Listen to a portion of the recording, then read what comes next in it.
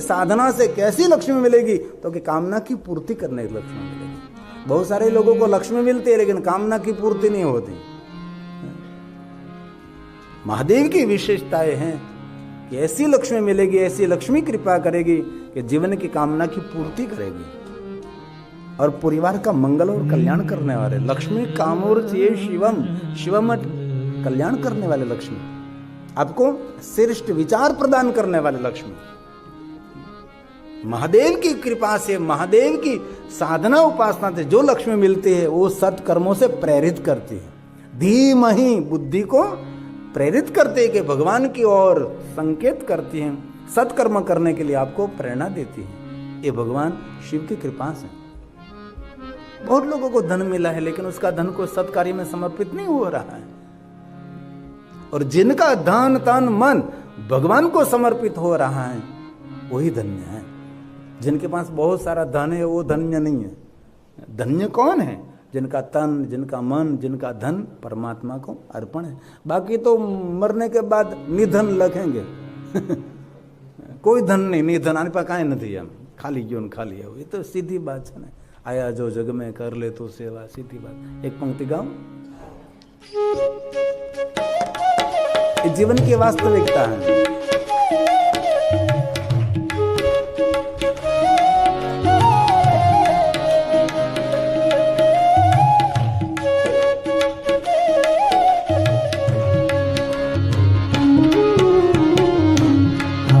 जो जग में कर ले तू सेवा, आया जो जग में कर ले तू सेवा, जाना है एक दिन अकेला, भजन तू कर ले शिव का, भजन तू कर ले शिव का, भजन तू कर ले शिव का। बोलिए साथ में। आया जो जग में कर ले तू सेवा, आया जो जग में कर ले तू सेवा, जाना है एक दिन अकेला, भजन तू कर ले शिव का, भजन तू कर ले शिव का, भजन तू कर ले शिव का, भजन तू कर ले शिव का, भजन तू कर ले शिव का।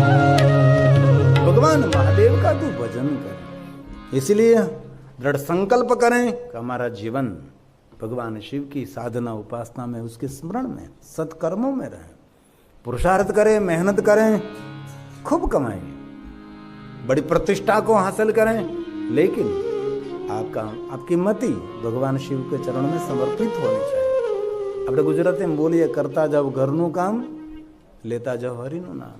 उससे बड़ी साधना क्या हो सकती है?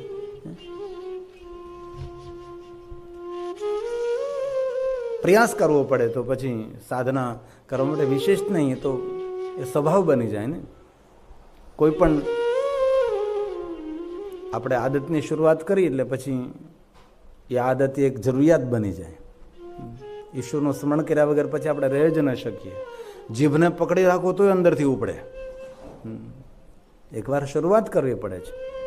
એવા અનેક મેં ભક્તોને જોયા છે કે નિરંતર એમનું સ્મરણ શરૂ હોય, એક પલ પણ એમનું स्मरण बंद ना रहे। तो भगवान महर्षि वेदव्यास जी ने बहुत सारी भगवान महादेव की पूजा अर्चन दर्शन की कथा कही। पवित्र श्रावण मास की महिमा से लेकर महाशिवरात्रि से महिमा से लेकर सातों वार की महिमा कही, शिव भक्त की प्रणाली कही। बहुत कुछ भगवान व्यास जी ने हमारे सबके लिए बहुत कुछ कहा। शिव पुराण ग्रंथ में अद्भुत अद्भुत अलौकिक अलौकिक कथा है, लिंग प्राकट्य की कथा है।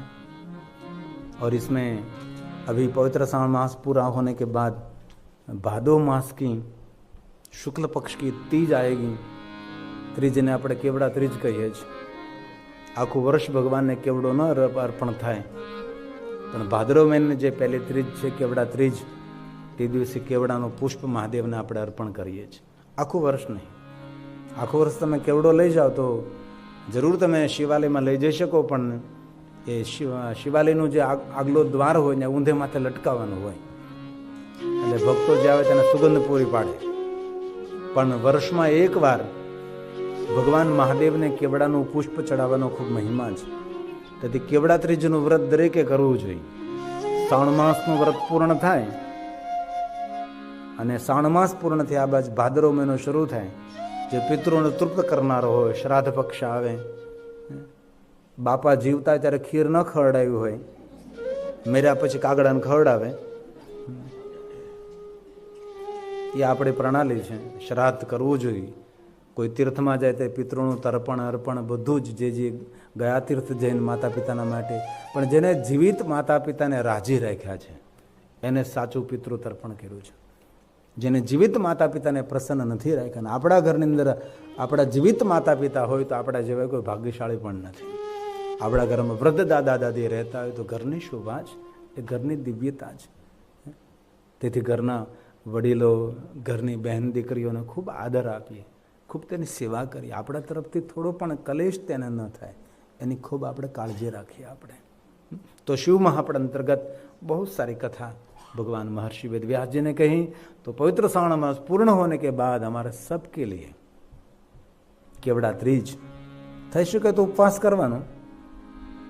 12 વાગ્યા પહેલા ભગવાનને કેવડાનું પુષ્પ ચડાવવું, અને કેવડાનું પુષ્પ મહાદેવને ચડાવ્યા પછી કેવડાના પુષ્પમાંથી એક પાન લઈ લેવું અને બહેનોએ પોતાના માથામાં નાખવું. પેલું જેમ અક્કલ વગરનું બક્કલ, હેરપિનની સાથે સાથે તમારે કેવડાનું એક પર્ણ માથામાં નાખવાનું કેવડા ત્રીજને દિવસે. અને ભાઈઓએ કેવડાનું પાન લઈને માથામાં નથી નાખવાનું, એને કાન ઉપર રાખવાનું. ભદ્રમ કર્ણિભિઃ શૃણુયામ દેવા, તેને કાન ઉપર રાખવાનું. અને કાન ન હોય તો ખીચામાં રાખવાનું.